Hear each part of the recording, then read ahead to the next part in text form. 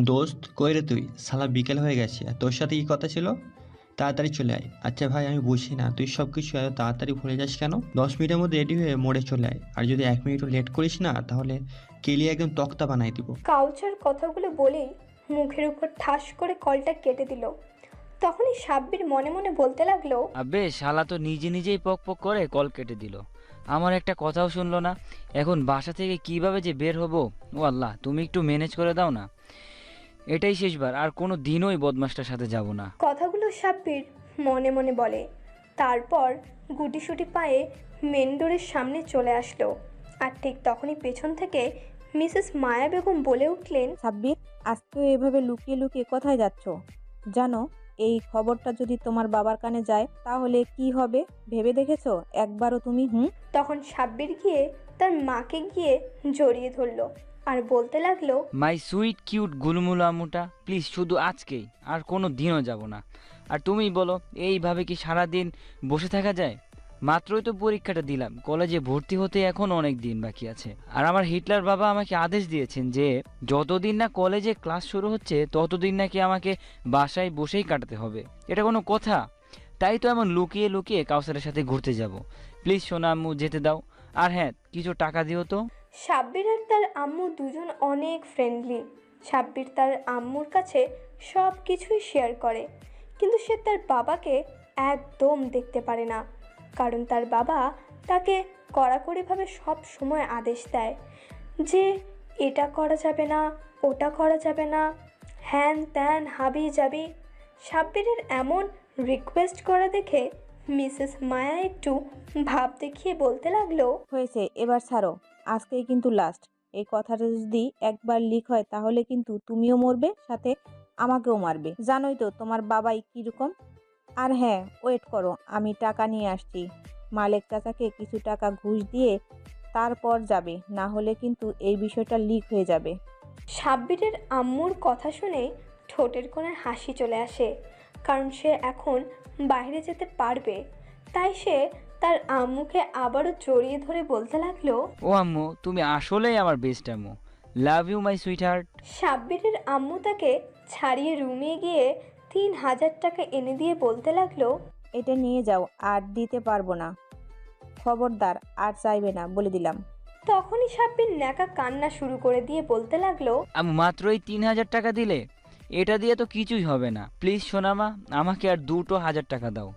আর এত টাকা পয়সা কে খাবে বলো তো? আমার তো আর কোনো ভাই বোনও নাই যে তুমি তাদের জন্য আলাদা করে রেখে দিবে। প্লিজ লক্ষ্মীটি দিয়ে দাও। সাব্বিরের আম্মু জানে সাব্বির এরকম কিছু একটা বলবে, তাই সে আগে থেকেই 2,000 টাকা বাড়তি নিয়ে এসেছিল। তাই সাব্বিরের আম্মু বলতে লাগলো, আমি জানি যে তোমাকে যদি 10,000 টাকাও দিতাম তাহলে তুমি এই কথাইগুলোই বলবে। তাই আগে থেকে 2,000 টাকা সাইড করে রেখেছিলাম। আর যদি প্রথমেই তোমাকে 5,000 টাকা দিয়ে দিতাম তখনও তুমি বলতে, আম্মু আর 2,000 টাকা বাড়িয়ে দাও, এই নাও টাকা, আর হ্যাঁ, খুব তাড়াতাড়ি বাড়ি ফিরবে। সাব্বির তখন বলল, টাকাগুলো একসাথে দিলেই তো পারতা। যাই হোক, যাই তাহলে। আর বাবা যদি রাতে ফোন দেয় তাহলে বলবা আমি খেয়ে ঘুমিয়ে গিয়েছি। সাব্বির কথাগুলো বলেই ভৌ দৌড় আর সোজা কাউসারের কাছে চলে আসলো। এসে দেখে কাউসার তার দিকে রাগী চোখে তাকিয়ে আছে। সাব্বির একটা শুকনো ঢোক গিলে মেকি হাসি দিয়ে বলতে লাগলো, এভাবে তাকিয়ে আছিস কেন?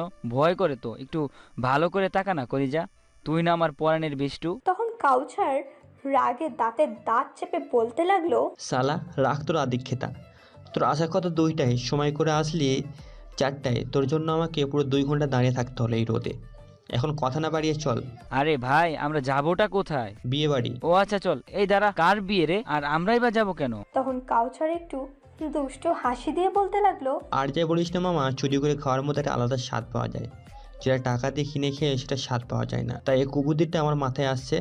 কথা না বাড়িয়ে চল তো। মামা দেখ, আমি 5,000 টাকা আনছি, আর আগের কিছু আছে, সব মিলিয়ে 12 থেকে 13,000 টাকা হয়ে যাবে। চল, আজকে আমিই তোকে খাওয়াবো, তাও দাওয়াত ছাড়া বিয়ে বাড়িতে খেতে যাব না। সাব্বিরের কথায় কান্না দিয়ে কাউচার হাঁটা শুরু করে দিয়েছে। হাঁটতে হাঁটতে মেন রোডে চলে আসছে আর একটা সিএনজি ডাক দিয়ে বলতে লাগলো, শালা সবসময় তো তুই খাওয়াস, আমাকে তো একবারও বিল দিতে দিস না। আর এটাই তোর শাস্তি। এখন আমার সাথে বিয়ে বাড়ি যাবি, তাড়াতাড়ি গাড়িতে ওঠ, না হলে। সাব্বির আর কিছু বলল না। সে বুঝে গেছে যে কাউসার এখন আর তার কোনো কথাই শুনবে না। আর কি করার, তার তো এই একটাই বেস্ট ফ্রেন্ড। চুপ করে সাব্বির গিয়ে কাউসারের পাশে বসে পড়ল। সিএনজিটা একটা বিয়ে বাড়ির সামনে দাঁড়ালো। তখন সাব্বির ভাড়া দিতে গেলেই কাউসার তাতেই বলে উঠল, ভাই, আমার এই সামান্য সিএনজি ভাড়াটা অন্তত দিতে দে আমায়। জানি তোর কাছে সবসময় টাকা থাকে, তাই বলে সবসময় তুই দিবি? দেখ, তুই যদি সবসময় এমন করিস তাহলে আমার নিজের কাছে কেমন খারাপ লাগে। তখন সাব্বির বিড়বিড় করে বলতে লাগলো, শালা আসছে তো চুরি করে মানুষের বিয়ে খেতে আর বড়লোকগিরি দেখাচ্ছে। কিছু বললি তুই? আরে না না, তুই তাহলে ভাড়াটা দে। ভাড়া মিটিয়ে ধীরে ধীরে ভিতরে গেল। আর কাউসার সাব্বিরের হাত ধরে ডিরেক্ট খাবার টেবিলের সামনে নিয়ে আসলো আর বলতে লাগলো, মামা বসে পড়, আর ধীরে সুস্থে খেতে থাক। দেখবি বিয়ে বাড়ির চুরি করার খাবার একটু বেশি মজা লাগে। মামা, আমার না ভয় করতেছে, যদি ধরা পড়ে যাই তাহলে কি হবে? সাব্বিরের কথা শেষ হতেই পিছন থেকে একজন বলে উঠল, বাবা তোমরা কি খেতে বসছো? আপনি কে? ও, খাবার সার্ভ করতে আসছেন বুঝছে। আচ্ছা যান, নিয়ে আসুন। আমাদের আবার একটু তাড়া আছে, তাই আগেই বসে পড়েছি। তা তোমরা কোন দলের, কোনে পক্ষের নাকি বর পক্ষের লোক? কাউসার পটাপট উত্তর দিয়ে দিল, আমরা তো বড় পক্ষের। আর হ্যাঁ, একটু তাড়াতাড়ি খাবারটা দেন তো, আমাদের যেতে হবে, অনেক কাজ বাকি আমাদের। কাউসারের কথা শুনে লোকটা জোরে জোরে চিল্লিয়ে বলতে লাগলো, এই তোরা কি কোথায় আছিস? সর্দারকে ডেকে আন, দেখ এখানে বর পক্ষের লোক আসছে। শালারা কত খারাপ, বিয়ে করতে পারবা না, আবার ঠিক লোক পাঠিয়েছে দাওয়াত খাবার জন্য। ধর এই বেটাদের। তখনই কাউসার সাব্বিরের কানে কানে বলতে লাগলো, মামা, মনে হয় ফেঁসে গেলাম, চল ভাগি, এখন এলে মায়ের একটাও মাটিতে করবে না। শালা, তোর আগেই বলছিলাম যে চুরি করে বিয়ের দাওয়াত খাওয়া লাগবে না। না, সে ভিন্ন স্বাদের খাবার খেতে চায়। শালা এখন পালাবে কিভাবে? দেখ চারপাশে কেমন ভিড় জমে গেছে। অত কথা বাদ, খেয়েছে একটা দৌড় দে। দৌড় দিয়ে আর লাভ হলো না, খপ করে ধরে ফেললো একজন। তখন কাউসার বলতে লাগলো, দেখেন, আসলে আমাদের ভুল হয়ে গেছে, আর জীবনে কোনোদিন এইভাবে বিয়ে বাড়িতে চুরি করে ঢুকবো না। তা পরে দেখা যাবে, আগে এখান থেকে বেঁচে ফিরি তো। চল ভিতরে চল, সর্দারের কাছে। লোকটা সাব্বির আর কাউসারকে ধরে নিয়ে গেল একটা লোকের সামনে আর বলতে লাগলো, সর্দার, বর পক্ষের ওই পোলা দুইটা আইছে, দেখছেন শালারা কত বড় ফাজিল। ফোনে বলে ডাকাত পরিবারের লাগে নাকি তারা ছেলের বিয়ে দিব না, আর দেখেন শালা এরা ঠিক বিয়া খাইতে আইয়া পড়ছে। তখন সর্দার গম্ভীর গলায় বলতে লাগলো, কিরে তোর বর কই? তোরা তো বর ছাড়াই বিয়ে খাইতে আসছস। ওই আমার মাইয়ের কি দোষ ছিল? তোরা আগে কইতে পারস নাই যে আমার মাইয়ারে বিয়ে করতে পারবো না? ওই হালায় আর আজকে আমার ফোন দিয়ে কইতাছে যে বিয়া হইব না। এখন তোকে দুইটারে কুচি কুচি করে কাটতে নদীতে ভাসাইয়া দেবো। তখন কাউসার জোরে জোরে কান্না করতে করতে বলল, ও চাচা গো, আমার বরপক্ষের কেউ না, আমরা তো চুরি করে বিয়ে খেতে আসছিলাম, আমাকে ছাইড়া দেন। আর হ্যাঁ, আমাকে কাছে যা আছে তা রাইখা দেন, দরকার পড়লে তাও ছাইড়া দেন। চুপ, এখন তো বাঁচার লাইগা মিথ্যা কথা কইবি। জানোস, আমার মাইয়াটা যখন থেকে শুনছে যে তার বিয়া ভাঙ্গিয়া গেছে, তখন থেকে আমার মাইয়া আমার লগে একটা কথাও কয় না। দেখেন আসলে হয়েছে কি। তখনই পেছন থেকে একটা মেয়ে সর্দারের উদ্দেশ্যে বলতে লাগলো, বাবা, ওদের কিছু বলার দরকার নেই। তুমি শুধু এই ছেলেটাকে বলো ও যেন আমাকে বিয়ে করে, তাহলে ওদের ছেড়ে দিও। সাব্বিরকে দেখিয়ে মেয়েটা বলল কথাটা। আর এইদিকে সাব্বিরের অবস্থা নাজেহাল। রাগী চোখে একবার কাউসারের দিকে তাকাচ্ছে আর একবার মেয়েটার দিকে তাকাচ্ছে। আর তখনই মেয়েটা আবারও বলতে লাগলো, বাবা দেখো ছেলেটা কেমন করে তাকাচ্ছে, আমার না লজ্জা লাগছে। আমি বরং যাই, তুমি বিয়ের ব্যবস্থা করো, আর আমি আবার ওর জন্য সুন্দর করে সেজে আসি, কেমন? আচ্ছা আম্মাজান, আপনি যান, সুন্দর করে গিয়ে সাজ্জা রেডি হন, আমি কাজে ডেকে আনতাছি। মেয়ের কথায় সর্দারের মুখে হাসি ফুটে ওঠে, কিন্তু সাব্বিরের দিকে তাকিয়ে দেখে কেমন বাচ্চা বাচ্চা ভাব আছে। দেখেই বোঝা যাচ্ছে যে ছেলেটা তার মেয়ের বয়সে ছোট্ট হবে। সর্দার মনে মনে ভাবে, আজকাল তো এরকম অনেক হইতেছে যে মেয়ের চেয়ে ছেলে ছোট বিয়ে হচ্ছে, আর আমার মাইয়া যেহেতু ছেলেটাকে পছন্দ করেই ফেলেছে, তখন আর কিছুই হবে না, কিছুদিন গেলেই মানিয়ে নিতে পারবে। কথাগুলো ভেবে সর্দার সাব্বিরকে জিজ্ঞেস করলো, তা বাবাজি, আমার মেয়েকে বিয়ে করো, না হলে কিন্তু এই যে রামদা দেখছো না, এইটা দিয়ে কুচি কুচি করে কাইটে আর নদীতে ভাসাইয়া দেবো। সাব্বিরের মুখ দিয়ে কথা বের হচ্ছে না ভয়ে। আর ওইদিকে কাউসার তো সর্দারের পা ধরে কাঁপাকাঁপি শুরু করে দিয়েছে। তখনই সাব্বিরকে আবারও সর্দার বলে উঠল, কি হলো বাবা, আমার মেয়েকে বিবাহ করবে তো? কাউসার ওদের মধ্যে নাক গলিয়ে বলে উঠল, হ্যাঁ হ্যাঁ, আপনি কোনো চিন্তা করবেন না, আমার দোস্ত আপনার মেয়েকে বিয়ে করবে। আর ওকে তো বিয়ে করতেই হবে, কিরে করবি না বিয়েটা? করে ফেল বিয়েটা। চুপ শালা, আমার বিয়ের বয়স হয়েছে। আর আমার বাবা জানলে কি হবে জানিস? আমি বিয়েটে কিছু করতে পারবো না, পারলে তুই করে নে বিয়েটা। তখনই সর্দার হাতে রামদা ঘুরিয়ে ঘুরিয়ে হুঙ্কার ছেড়ে সাব্বিরের উদ্দেশ্যে বলতে লাগলো, খামোশ, আর একটাও কথা কইবা না তোমরা দুজন। এই পোলা আমার মাইয়া কি ওরে পছন্দ করছে নাকি তোরে? আমার মাইয়া যখন তোরে পছন্দ করছে তখন তোরে বিয়ে করতে হইব। আর যদি না করিস, এই যে দেখতেছস হাতে না, এক কোপ দিয়ে কল্লা নামাই দিমু। বল এখন বিয়ে করবি? সর্দারের এমন ভয়ঙ্কর রূপ দেখে ইতিমধ্যে কাউসার আর সাব্বির কাঁপাকাঁপি শুরু করে দিয়েছে। তখন কাউসার সাব্বিরের কাছে গিয়ে ওর দুই হাত ধরে কান্না কান্না একটা ভাব নিয়ে বলতে লাগলো, ভাই দেখ, তুই যদি বিয়েটা না করিস তাহলে কিন্তু আমরা দুজনই মার্ডার হয়ে যাব। আর বিয়েটা কর, জীবনটা আগে বাঁচা, পরেরটা পরে হওয়া যাবে, দেখবি সব ঠিক হয়ে যাবে। শালা এতই যখন জ্ঞান দিচ্ছিস তাহলে বিয়েটা তুই করে নিলেই তো পারিস। ভাই মেয়েরা যদি আমাকে পছন্দ করতো তাহলে কি আর বলা লাগতো, কখন বিয়ে করে ফেলতাম। কিন্তু আমার যে ক্ষমা, এই ক্ষমা দেখে কোনো মেয়ে কি হিজড়াও পছন্দ করবে না। আর তুই তো একটা কিউটের ডিব্বা, তোরা রেখে গিয়ে মেয়ে আমার মতো একটা খ্যাতিকে বিয়ে করবে? আর তুই যদি মেয়ে হতি না, আমি তোকে বিয়ে করে নিতাম। হুরু বোকাচোদা, পাম দেওয়া বন্ধ কর। আর আমি এখন কি করব তাই বল। কি আর করবি, আমার কথা বাদ দে। যদি জীবন বাঁচাতে চাস তাহলে বিয়েটা করেই ফেল। মেয়ে কিন্তু মারাত্মক সুন্দরী। সুন্দরী হলে কি হবে ছাগল? আমার তো বিয়েরই বয়স হয় নাই, আর বাবা জানলে কি হবে? আর এরা তো ডাকাত ফ্যামিলি, তাই বলে ডাকাতের মেয়েকে বিয়ে ইম্পসিবল। আমি পারবো না এই বিয়ে করতে। তাহলে আর কি করার, চল গিয়ে দুজনে মরার প্রস্তুতি নেই। এদের দুজনের গুজুর গুজুর শুনে সর্দার চিল্লিয়ে বলে উঠল, কি হলো, এত কানে কানে কি কথা কইতেছ? যতই পালানোর ফন্দি বের করো না কেন, বাঁচতে পারবা না। হয়তো আমার মাইয়ারে বিয়ে করবা, আর না হলে মরার লাগিয়া রেডি হও। সর্দারের এমন কথা শুনে কাউসার সেন্সলেস হয়ে গেল। আর সাব্বির তো মনে হয় এক্ষুনি হার্ট অ্যাটাক করবে।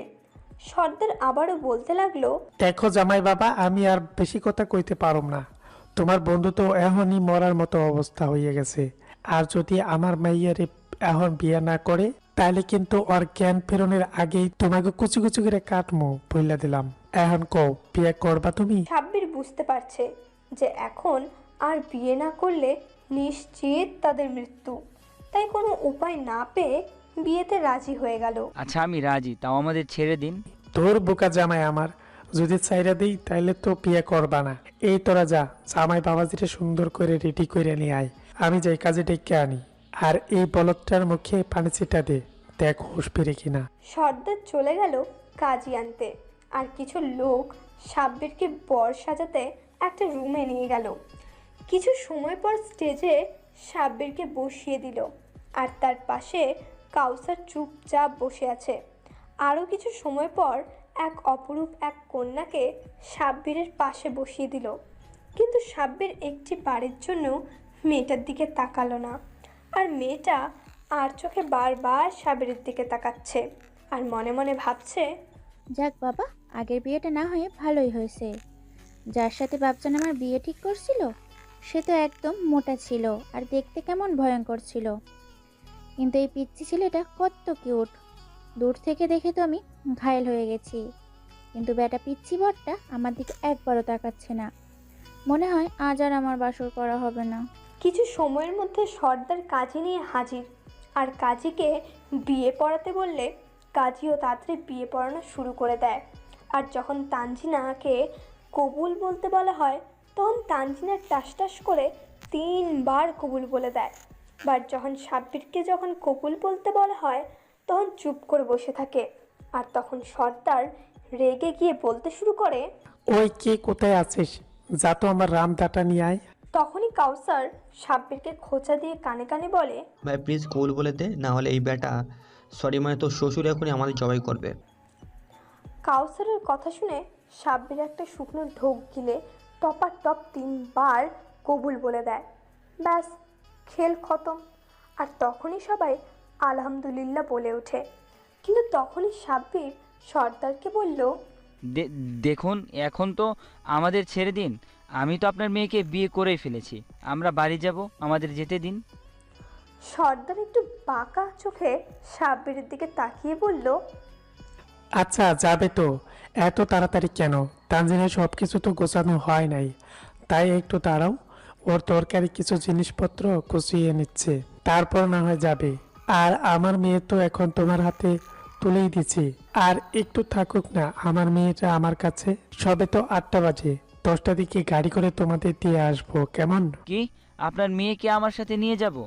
আমার বাবা জানলে তো আমাকে মেরেই ফেলবে। আর এইভাবে বউ নিয়ে গেলে আমার আম্মু তো হার্ট অ্যাটাক করবে। না, পারবো না, আমি আপনার মেয়েকে নিয়ে যেতে পারবো না। ও মা, দেখো ছেলের কথা, তুমি না বিয়ে করলা আমার মাইয়ারে, তাহলে তুমি এখন যেখানে থাকবা আমার মাইয়াও সেইখানেই থাকবো, তাই না? আর আমার মাইয়া যদি আমার কাছে থাকে তাহলে তোমারও আমার কাছেই থাকা লাগবো। এখন কি করবা করো, যদি এখন তোমাকে বাড়িতে যাও তাহলে আমার মাইয়াটারে লইয়া যেতে হইব। আর যদি বলো না থাকবা, তাহলে আমি তোমাকে বাসর ঘর সাজানোর ব্যবস্থা করতেছি, কি কও জামাই? সাব্বির আর কোনো উপায় না পেয়ে এখানেই থাকতে চাইলো আর সর্দারকে বলল, আচ্ছা আচ্ছা, আজকের রাতটা না হয় এখানেই থাকবো, আর বাকিটা পরে ভেবেচিন্তে ঠিক করব। আপনি আমার আর আমার বন্ধুর থাকার ব্যবস্থা করেন। থাকার বহুত জায়গা আছে, তবে তোমার লোকে তোমার বন্ধু না, আমার মাইয়া থাকবো। এই পোলা কি যেন তোমার নাম? ও হয় কাউসার, তুমি আমার সাথে আসো তো, ওগো বাসর ঘরটা একটু সাজাইতে তোমার কাজ করা লাগবো। সর্দার কাউসারকে নিয়ে চলে গেল আর সাব্বির তাদের যাওয়ার দিকে হ্যাবলার মতো তাকিয়ে থাকে। আর এইদিকে নতুন বউ মানে তানজিনা বারবার সাব্বিরের দিকে তাকাচ্ছে আর নখ কামড়াচ্ছে আর মনে মনে ভাবছে, ইস, আমার বরটা কত কিউট, কিন্তু বেটা খবিস আমার দিকে একবারের জন্য তাকালো না। হায় রে কপাল আমার, তার পাশে যে এত সুন্দরী একটা কিউট বউ আছে তার খেয়ালই নাই। আর এইদিকে তানজিনার পাশ থেকে তানজিনার এক বান্ধবী খোঁচা মেরে বলতে লাগলো, ওই সেমরি, তো সরম লজ্জা নাই? হ্যাঁ, বাসর ঘরে যাইয়া তারপর দেখিস এখানে অনেক লোক আছে বুঝলি। বাসর ঘরে তোর বরে ইচ্ছা মতো দেখিস, আদর করিস, যা ইচ্ছা তাই করিস, তবে এইরকম সবার সামনে ড্যাব ড্যাব করে তাকাই থাকিস না। চুপ হারামি, আমি আমার বরকে দেখবো, তাতে তোর কি? এই, তোর সহ্য হইতেছে না নাকি যে আমার বরটা এত কিউট হইলো কেন? একদম নজর দিবি না, এটা শুধু আমার বর আর তোদের দুলাভাই, সো খারাপ নজরে তাকাবি না। তানজিনা কথাগুলো ওর বান্ধবীর কানে কানে বলেই সাব্বিরের হাত ধরে ওর রুমের দিকে হাঁটা দিল। আর এইদিকে বেচারি ওর বান্ধবী একটু মজা করলো, কিন্তু তানজিনা তো সিরিয়াসলি নিয়ে নিল, তাই সে অবাক হয়ে কতক্ষণ ওদের যাওয়ার দিকে তাকিয়ে থাকলো। তানজিনা রুমের সামনে এসে দেখলো কাউসার আর কিছু ছেলেমেয়ে মিলে ঘরটা সুন্দর করে সাজাচ্ছে। আর বেচারা সাব্বির তো কথা বলতেই ভুলে গেছে। তানজিনা শুধু আর চোখে সাব্বিরের দিকে তাকাচ্ছে আর বোঝার চেষ্টা করছে যে সাব্বির কি চিন্তা করছে নাকি দুশ্চিন্তা করছে, কিন্তু তানজিনার মাথায় কিছুই ঢুকছে না। তানজিনা কিছু সময় মাথা চুলকিয়ে বলতে লাগলো, ভাইয়া, আর কত সময় লাগবে ঘর সাজাতে? আপনার বন্ধুর নাকি অনেক ঘুম পাইছে, সে নাকি এখন ঘুমাবে। এই তো ভাবি হয়ে গেছে, আপনারা ভিতরে আসুন না, কয়েকটা ছবি তুলবো। কাউসারের এমন কথা শুনে সাব্বির বিড়বিড় করে বলতে লাগলো, ভাবি বা শালা, আবার ছবিও তুলবি? তোকে শুধু একবার একলা কাছে পাই, তখন তোর ছবি তোলা পেছন দিয়ে দিব। তানজিনা সাব্বিরের হাত ধরে টেনে ভিতরে নিয়ে গেল আর বেডে বসে পড়ল। কাউসারকে উদ্দেশ্য করে বলতে লাগলো, আচ্ছা ভাইয়া, এবার আপনি আমাদের ছবি তুলেন। ঠিক আছে ভাবি, আপনি একটু সাব্বিরকে জড়িয়ে ধরুন, তাহলে রোমান্টিক একটা ভাব থাকবে। তানজিনা এটাই চাচ্ছিল আর সাথে সাথে সাব্বিরের হাত শক্ত করে জড়িয়ে ধরলো। ভাইয়া, এবার সুন্দর করে তুলবেন। কাউসার কয়েকটি ছবি তুলে বিদায় নেওয়ার আগেই সাব্বিরের কানের কাছে গিয়ে বলতে লাগলো, আমি জানি তুই অনেক রেগে আছিস, প্লিজ ভাই তোর মুখটা আর পেঁচার মতো করে রাখিস না। আমি মানছি আজকের এই দিনের জন্য আমিই দায়ী, তুই যা শাস্তি দেওয়ার আমার পরে দিস, আমি মাথা পেতে নেব। কিন্তু দেখ, মেয়েটা হয়তো তোকে অনেক ভালোবেসে ফেলেছে। দেখ, তোকে কাছে পেয়ে কেমন হাসি খুশি দেখাচ্ছে। আর আমার সাথে যাদের দেখলি বাসকর সাথে হেল্প করলো, ওরা তানজিনার ভাই। ওরা বললো মেয়েটা নাকি সবসময় চুপচাপ থাকতো, কিন্তু তোকে দেখার পর থেকে তানজিনা নাকি অনেক খুশি। ভাই, মেয়েটাকে কিচ্ছু বলিস না, আমি বরং যাই। আর হ্যাঁ, আমি আন্টিকে কল দিয়ে ম্যানেজ করে ফেলবো, আর বাকিটা সকালে ভেবে দেখা যাবে। আর আজকে রাত নিয়ে কিন্তু মেয়েদের অনেক স্বপ্ন থাকে। প্লিজ, আশা করি তুই আমার কথা বুঝতে পারছিস। থাক রে, যাই, আর পারলে ক্ষমা করে দিস। কাউসারের কথাগুলো শুনে সাব্বির প্রায় কান্নাই করে দিয়েছে। চোখের কোণায় 2 ফোঁটা পানি চলে আসছে। সাব্বিরের চোখে পানি দেখে কাউসার অবাক হয়ে বলল, কিরে কান্না করছিস তুই? ধুর বোকা, দেখবি আমি সব ঠিক করে দিব। তুই কোনো চিন্তা করিস না, আমি আন্টিকে আঙ্কেলকে বুঝিয়ে বলবো, তারা মানবে, কারণ তারা আমাকেও তাদের একটা ছেলে ভাবে। কাউসার, তোকে একটু জড়িয়ে ধরতে দিবি? কাউসার কিছু সময় সাব্বিরের দিকে তাকিয়ে থেকে সাব্বিরকে শক্ত করে জড়িয়ে ধরল। কাউসার বুঝতে পারছে যে তার প্রতি সাব্বিরের কোনো অভিযোগ নেই। এটাই হয়তো বন্ধুত্ব। নতুন বর বউকে বিদায় দিয়ে কাউসার বাইরে চলে গেল আর সাব্বিরের আম্মুকে কল করে বলতে লাগলো, আসসালামু আলাইকুম আন্টি, কেমন আছেন? আমি তুমি কাউসার, এবার বলো কি অঘটন ঘটিয়েছো? আমার কি আশা লাগবে? আচ্ছা আন্টি, আপনি প্রতিবারে বোঝেন কীভাবে যে আমি ফোন দিয়েছি আর অঘটন একটা ঘটাইছি? আমি মা, আর আমি আমার সন্তানদের চিনব না? সাব্বির যেমন আমার ছেলে, তেমন তুমিও আমার আরেকটা ছেলে। আর অঘটন ঘটিয়েছো তাই বলো। আসলে আন্টি, আজকে সাব্বির আর আমি বাসায় আসতে পারবো না, আমরা একটা বিয়ে বাড়িতে আসছি। অঘটনটা না হয় কালকে বাসায় এসেই বলি, এটা বলতে ফোন দিয়েছি। আর হ্যাঁ আন্টি, সকালে একটা গাড়ি পাঠিয়ে দেও, আমি লোকেশন টেক্সটটা করে দিব, কেমন? আমি বুঝতে পারছি বেশ বড় ধরনের একটা ঝামেলা পাকিয়েছো তোমরা। আচ্ছা, রাত অনেক হয়েছে, ঘুমিয়ে পড়ো, আমি সকালে গাড়ি পাঠিয়ে দিব। সাব্বিরের আম্মুর সাথে কথা শেষ করে কাউসার একটা স্বস্তির নিঃশ্বাস নিল। আর তখনই কাউসারের কাছে একটা মেয়ে এসে বলতে লাগলো, হাই, আমি ঈশিতা, তানজিনের কাজিন। আমি কাউসার, সাব্বিরের ফ্রেন্ড, ভাইও বলতে পারেন। বুঝতে পারছি। আচ্ছা, আপনার কি কোনো গার্লফ্রেন্ড আছে? নেই, কেন বলুন তো? না, এমনি জিজ্ঞেস করলাম। আচ্ছা, আপনি ঘুমাবেন না? চলেন, আপনাকে ঘুমের ব্যবস্থা করে দিচ্ছি। ও হ্যাঁ, আপনাকে অনেক ধন্যবাদ। ঈশিতা মেয়েটা কাউসারকে একটা রুমে নিয়ে সব কিছু ঠিকঠাক করে দিয়ে নিজেও চলে গেল ঘুমাতে। আর এইদিকে বাসর ঘরে তানজিনা বেডের মাঝখানে বসে আছে আর সাব্বির এক সাইডে অন্যদিকে মুখ করে বসে আছে।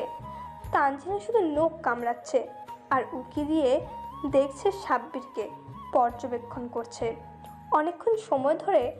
এমন করার পর একবার তানজিনা হাঁপিয়ে উঠেছে, তাই বসা থেকে উঠে সাব্বিরের পাশে গিয়ে বসে পড়ল আর বলতে লাগলো, এই বর, তুমি এইভাবে বসে আছো কেন?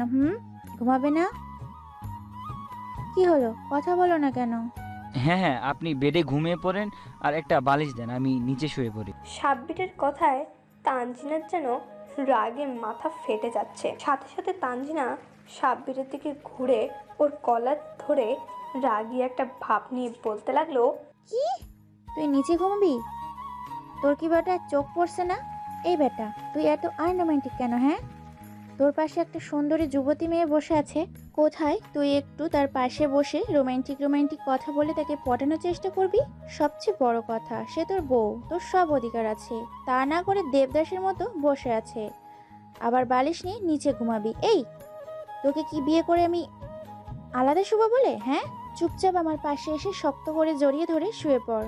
তানজিনার এমন ভয়ানক রূপ দেখে সাব্বির অনেক ভয় পেয়ে যায়, তাই তানজিনার কথা মতো ওর পাশে শুয়ে পড়ে, কিন্তু তানজিনাকে জড়িয়ে ধরে নাই। তাই তানজিনা রাগী গলায় সাব্বিরকে বলতে লাগলো, আমি বুঝি না।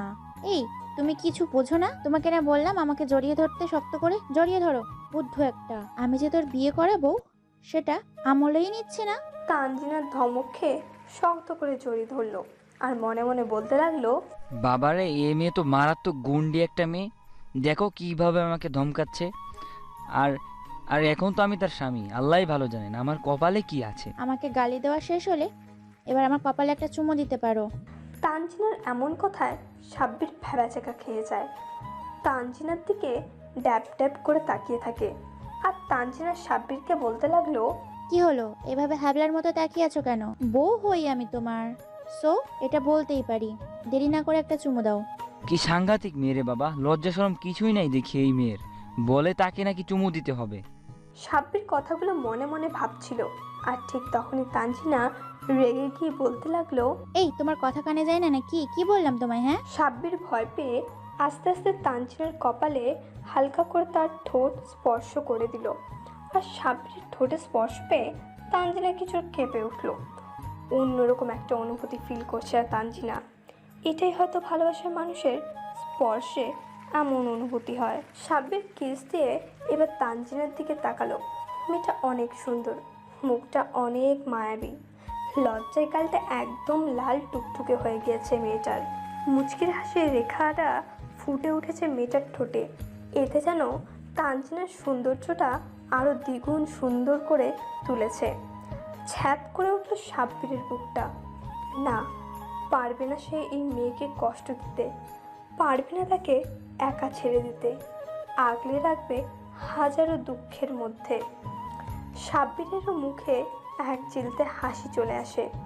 সাব্বির তানজিনাকে আরও শক্ত করে জড়িয়ে ধরলো, আর তানজিনা কিছুটা অবাক হয়ে সাব্বিরের দিকে তাকায়।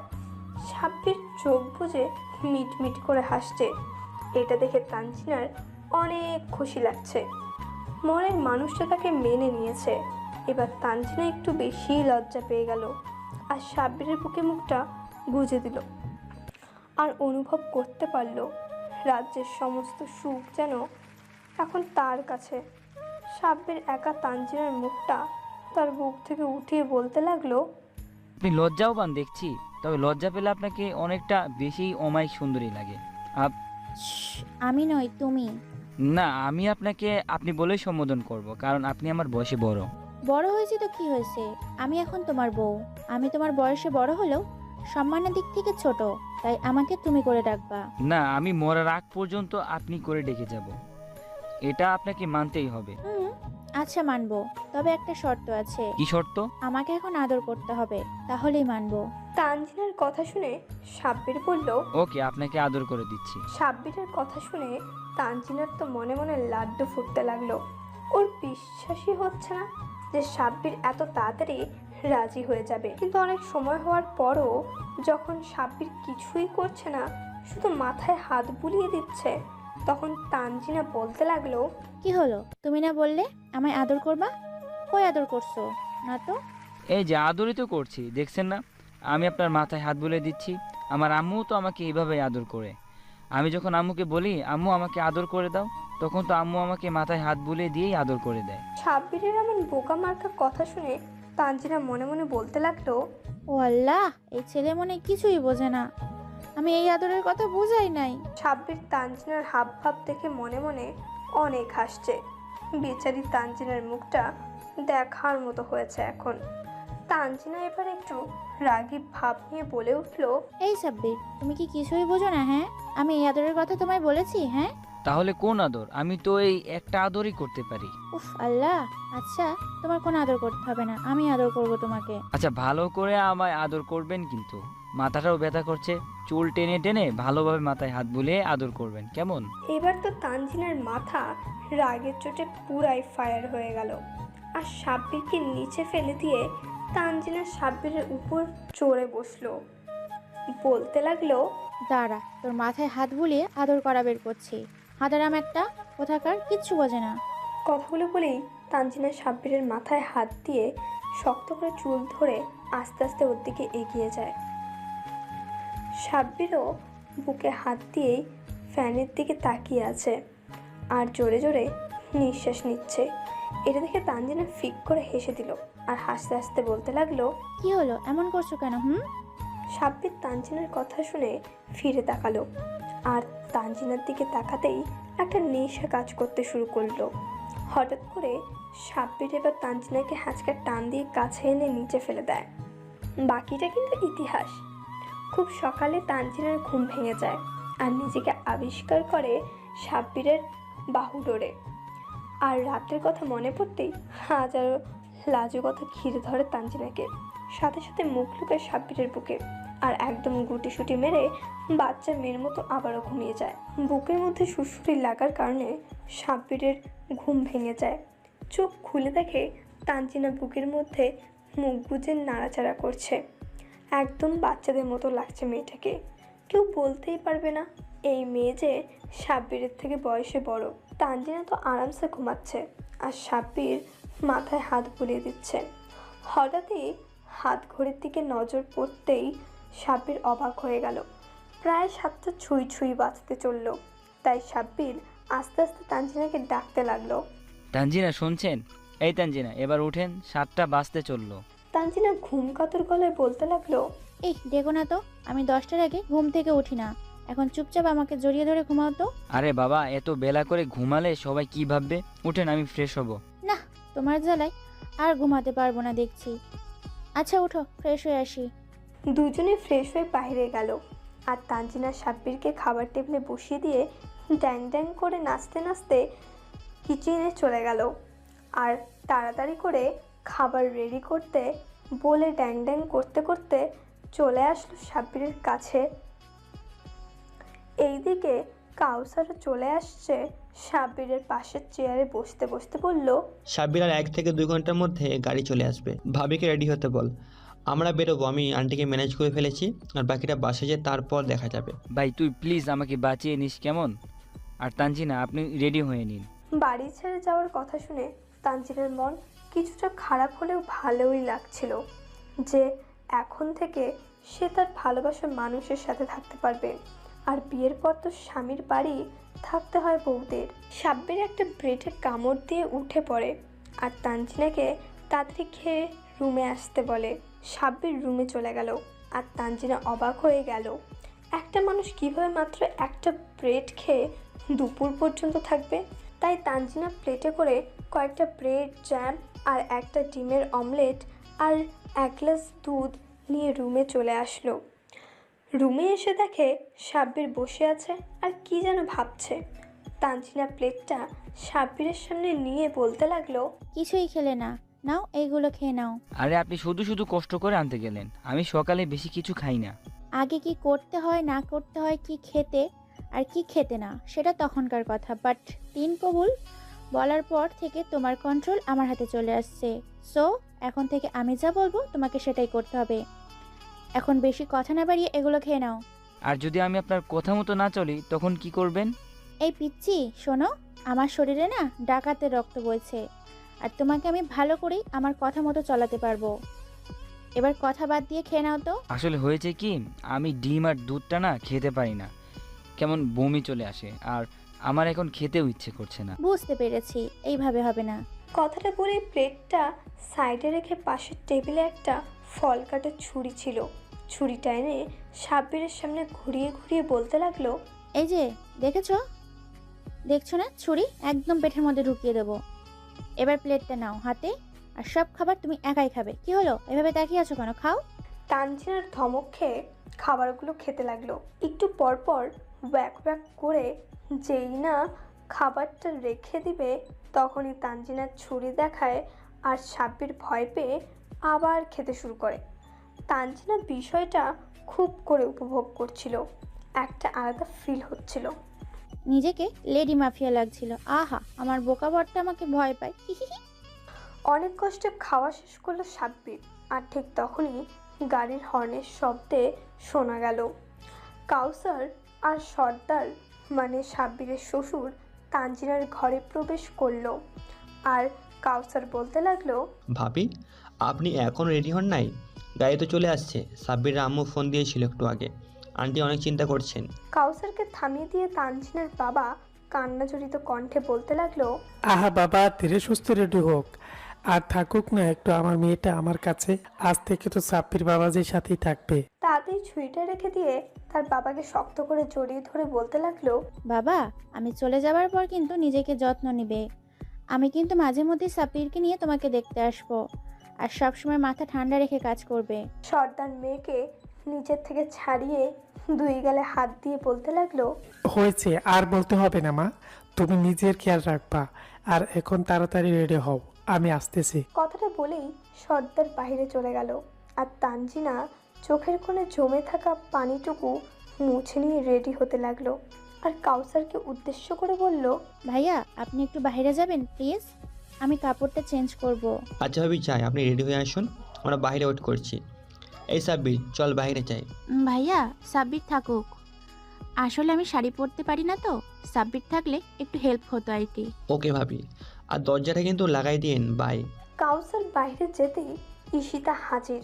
আর কাউসারের এক হাত ধরে টানতে টানতে নিয়ে যেতে লাগলো। আর কাউসার অবাক হয়ে বলতে লাগলো, আরে এটা কি করছেন আপনি? কেউ দেখলে কি ভেবে নেবে বুঝতে পারছেন? ঈশিতা কাউসারকে একটা রুমে এনে দরজা লাগিয়ে দিল।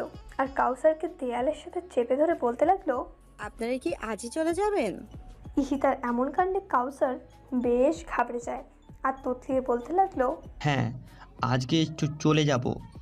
এখানে থাকার তো কোনো কারণ নেই, তাহলে এখানে থাকতে যাব কেন? আর আমার বাড়ি আর সাব্বিরের বাড়ির সবাই কিন্তু চিন্তা করছে। ঈশিতা মন খারাপ করে কাউসারকে ছেড়ে দিয়ে বেডের উপর বসে পড়ল। আর এদিকে কাউসার জন্য হাঁপ ছেড়ে বাঁচলো। ছেলেটা অনেক ভয় পেয়ে গিয়েছিল। হঠাৎ এমন দেয়ালের সাথে চেপে ধরায়, তাও আবার একটা মেয়ে। ভাবলেশীনভাবে ঈশিতা কাউসারকে বলতে লাগলো, ও, আমি মনে করেছিলাম আপনার বন্ধুর বিয়েটা স্বাভাবিকভাবেই হয়েছে, হয়তো সেই কারণে আপনারা আরও কয়েকদিন থাকবেন, সব কিছু ঠিক করে তারপর যাবেন ভেবেছিলাম আর কি। কিন্তু আপনারা তো আগেই চলে যাবেন। আচ্ছা, আর কয়েকটা দিন থেকে যান, সব কিছু ঠিক হয়ে গেলে চলে যাবেন না হয়। কী সব আবল তাবল বকছেন আপনি? এখানে থাকা অসম্ভব। আর আপনি যেটা বলেছেন সেটা বাসায় না গেলে ঠিক হবে না। বিষয়টা ঠিক করার জন্য বাসায় যাওয়া লাগবে। এখন কি আমি যেতে পারি? এবার যদি কেউ দেখে নেয় তাহলে আমার বন্ধুর মতো আমাকে আপনার সাথে বিয়ে দিয়ে দিবে। আর আপনাদের নামি দামি পরিবারের সাথে অন্তত আমি বিয়ে করব না। আজ আমার জন্য আমার বন্ধুর জীবন নষ্ট হয়ে গেল। নিজেকে অনেক বড় অপরাধী মনে হচ্ছে। এই চুপ, আর একটা কথাও নয়। আমার পরিবার সম্পর্কে আপনি বা আপনার বন্ধু কতটুকু জানেন? হ্যাঁ, বেশি জানার দরকার নেই, যতটুকু জানি তাতেই হবে। আর বেশি জানতেও চাই না। আর আপনি আমার কাছে যেটা আশা করছেন সেটা কখনোই হবে না। কাউসার কথাগুলো বলেই দরজা খুলে বাইরে চলে গেল আর সোজা গিয়ে গাড়িতে বসে পড়ল। গাড়িতে বসে সাব্বিরকে ফোন দিল। 2 বার রিং হতেই সাব্বির রিসিভ করলো আর কাউসার বলতে লাগলো, ভাই, তোদের আর কত সময় লাগবে? একটু তাড়াতাড়ি কর, আমার আর এখানে ভালো লাগছে না। হয়ে গেছে, 2 মিনিট ওয়েট কর, আসছি। কিছু সময় বাদে সাব্বির, তানজিনা আর সর্দার সাহেব গাড়ির সামনে চলে আসলো। কিন্তু আমার মাইয়া না আমার কাছে জন্মের পর থেকে শুধু একটা জিনিস চাইছে। আমি যখনই আমার মাইয়ারে কইতাম, আম্মু তোমার কি লাগবো আমারে কও, আমি আইনা দেবো, কিন্তু আমার মাইয়া শুধু কইতো, আপু তুমি আমার একটা আম্মু আইনা দাও, আমার আর কিছুই লাগবো না। আর এইটা ছিল আমার সাধ্যের বাইরে। ওর জন্মের 1 বছর পর ওর মা না ফেরার দেশে চলে যায়, তাই তো আমার মাইয়াটা এই চাওয়া পূরণ করতে পারে নাই। কিন্তু তোমারে দেখিয়া যখন পছন্দ করে ফেলাইলো, তখন আমি মাইয়াটার আশাটা জোর করে হইলেও পূরণ করে দিলাম। বাবা, এই হেনে বলটা কিন্তু আমার।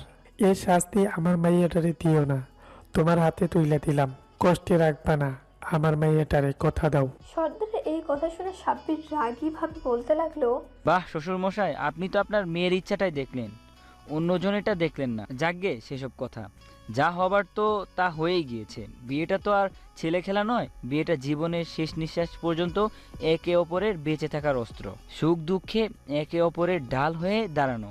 আপনার মেয়ে যদি আমায় তার ভালোবাসা দিয়ে আগলে রাখতে পারে, তাহলে আমি আপনাকে কথা দিচ্ছি, আমার এই জীবন থাকতে একটা ফুলের টোকাও লাগতে দিব। আর আমার উপর আজকে যে ঝড়টা হবে সেটাও সামলে নিব। এবার আমাদের বিদায় দিন। আমি কিন্তু একটু রাগ করি নাই, আমি সব সময় ভাগ্যকে বিশ্বাস করি, আর এটা আমার ভাগ্যে ছিল, মেনে তো নিতেই হবে। তাই আমি অন্যদের মতো ঝামেলা না করে কি করা যায় সেটাই করব। এবার তাহলে আমরা আসি, আমাদের জন্য দোয়া করবে। সাব্বিরের কথায় সর্দারের চোখের কোনো পানি চলে আসলো আর সাথে সাথে সাব্বিরকে জড়িয়ে ধরলো আর বলতে লাগলো, বাবা, আমার মেয়ে আসলে একজন যোগ্য জীবন সঙ্গী পেয়েছে, তুমি আমায় চিন্তা মুক্ত করলে। সর্দারের কাছ থেকে বিদায় নিয়ে সাব্বির আর তানজিনার গাড়িতে উঠে পড়ল। সাব্বিরের এমন কথা শুনে তানজিনা নিজেকে অনেক সুখী মনে করছে। নিজের অজান্তেই চোখ থেকে পানি গড়িয়ে পড়ল। এটা তো সুখের পানি, প্রিয় মানুষটাকে নিজের করে পাওয়া, এটাই সবচেয়ে বড় সুখ। সাব্বির তানজিনার চোখের দিকে খেয়াল করে বলতে লাগলো, আরে আপনি বাচ্চা মেয়ের মতো কান্না করছেন কেন? তানজিনা হাতের উল্টো পিঠ দিয়ে চোখের পানি মুছে নিয়ে মাথা ঝাঁকায়, মানে সে কান্না করছে না। কিন্তু সাব্বির এটা বিশ্বাস করে না, তাই সে তার প্রিয়সীকে নিজের বুকের সাথে চেপে ধরে। এতে করে তানজিনা বুঝতে পারে সে আসলে একজন আদর্শ জীবন সঙ্গী পেয়েছে, যে কিনা তার সবটা দিয়ে মৃত্যুর আগ পর্যন্ত তাকে আগলে রাখবে। তানজিনা সাব্বিরকে জড়িয়ে ধরে ঘুমিয়ে পড়ছে আর সাব্বির তার অর্ধাঙ্গিনীকে মাথায় হাত বুলিয়ে দিতে থাকে। ঘন্টা 2-এর মধ্যে গাড়িটা খান প্যালেসের সামনে থেমে যায়। তখনই কাউসার বলে ওঠে, সাব্বির শোন, আমি যতক্ষণ না তোকে ফোন করে ভিতরে যেতে বলবো ততক্ষণ তোরা গাড়ি থেকে বের হবি না। আমি ফোন দিলেই তোরা বাড়িতে ঢুকবি। সাব্বিরকে কিছু বলতে না দিয়েই কাউসার গটগট করে চলে গেল। আর তানজিনা সাব্বিরকে বলতে লাগলো, সাব্বির তোমার আম্মু, আই মিন এখন তো আমারও আম্মু, তো আম্মু তো অনেক রাগী, আমাদের কি মেনে নিবে? My mother is best mother. আমার আম্মু আমাকে কখনো বকাও দেয় নাই, তবে এখন বলতে পারছি না কি হবে। আর আমার বাবা এক নাম্বারের একটা ডেভিল। আম্মু মেনে নিলেও আব্বুকে বিশ্বাস নেই। তবে এখন বাবাকে নিয়ে চিন্তা করতে হবে না, কারণ বাবা তো বাড়িতে নেই, কাজের জন্য দেশের বাইরে গিয়েছেন। দেখে নিও আমার কলেজের বেস্টও এখন সব কিছু কেমন ম্যানেজ করে ফেলবে। আমার না অনেক ভয় করছে, যদি আমাকে বাড়ি থেকে বের করে দেয়। আরে ভয় পাওয়ার কিছু নেই, তবে দেখে নিয়েন, ভালো কিছুই হবে। এভাবে মিনিট 30 পার হয়ে গেল। আর তখনই সাব্বিরের ফোনে কাউসারের কল আসে। ফোনের উপাস থেকে কাউসার বলতে লাগলো, ভাই সব ঠিক করে ফেলেছি, তুই ভাবিকে নিয়ে ভিতরে আয়। কাউসারের এমন কথা শুনে সাব্বির খুশির ঝলক পড়ে গেল। আর তানজিনার হাত ধরে টানতে টানতে নিয়ে যেতে লাগলো বাড়ির ভিতরের। আর বলতে লাগলো, আপনাকে বলেছিলাম না কাউসার সবটা সামলে নিবে। সাব্বিরের এমন আচমকা হ্যাচকা টানের জন্য তানজিনা মোটেও প্রস্তুত ছিল না। পড়ে যেতে নিয়েও পড়ল না। তানজিনা বলতে লাগলো, সাব্বির তুমি আসলেই একটা বাচ্চা ছেলে, এমন করে কি কেউ টান দেয়? আমি তো আরেকটু হলেই পড়ে যেতাম। সাব্বির আর তানজিনা যখনই বাড়ির দরজার সামনে গেল, তখন ঝাড়ু হাতে সাব্বিরের আম্মুকে দাঁড়িয়ে থাকতে দেখে। সাব্বির আর সামনে পা বাড়ালো না।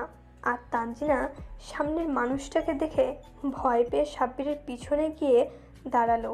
আর সাব্বিরকে বলতে লাগলো, সাব্বির তোমার কি বড় বোনও আছে? দেখো তোমার আম্মু হয়তো আমাদের মেনে নিয়েছে, কিন্তু তোমার বড় বোন মেনে নাও নিতেও পারে, তাই মনে হয় আমাদের এখন ঝাড়ু ফিটা করবে। তানজিনার এমন কথা শুনে সাব্বির দাঁতের সাথে দাঁত চেপে আস্তে আস্তে বলতে লাগলো, এই আপনি এসব কি বলছেন? হ্যাঁ, আপনার মাথা ঠিক আছে? সামনের মানুষটা আমার আম্মু, আর আমার কোনো ভাই বোন নাই। আমি আমার বাবা মায়ের একমাত্র সন্তান। সাব্বিরের এমন কথা শুনে তানজিনার চোখ কপালে উঠে যায়। আর অবাক হয়ে বলতে থাকে, ওয়াও, আমার শাশুড়ি আম্মু কত সুইট অ্যান্ড কিউট, অল্প বয়সে বিয়ে হয়েছিল মনে হয়। ঠিক তখনই সাব্বিরের আম্মু ঝাড়ু নাচিয়ে নাচিয়ে ধমকের সুরে বলতে লাগলো, এই তোরা দুইটা এই রোদের মধ্যে কান ধরে দাঁড়িয়ে থাকবি? তোদের সাহস হলো কি করে পালিয়ে বিয়ে করার? কিরে সাব্বির, তুই না আমাকে সব কিছু শেয়ার করিস, সেটা যতই পার্সোনাল হোক, আমি না তোর বেস্ট ফ্রেন্ড হই? আর তুই আমাকে বললি না তোর বাবা না হয় একটু রাগী মানুষ, কিন্তু আমি জন্মের পর থেকে কি একদিনও আমি তোকে বোকা মাইট দিয়েছি? সাব্বির, এটা আমি তোর কাছে আশা করি নাই। তোদের না কান ধরতে বললাম, কথা কি কানে ঢুকে নাই? তানজিনা ভয় পেয়ে তাড়াতাড়ি কান ধরলো। আর সাব্বিরও কান ধরে ভাবতে লাগলো, এই শালা কাউসার কি পেচ লাগালো! ইস, এই রোদের মধ্যে এখন কান ধরে দাঁড়িয়ে থাকতে হচ্ছে। এই হারামি সবসময় একটা না একটা কেলেঙ্কারি করবেই, আর এর মাসল আমায় দিতে হয়। তবে এবারেরটা ঠিক আছে, যদি হালাই কামটা না করতো তাইলে কি আর বউ পাইতাম নাকি? যা, তোরে দোয়া করে দিলাম, তুইও যেন আমার থেকে আরো ডেঞ্জারাস একটা বউ পাস। সাব্বির কথাগুলো ভাবছিল।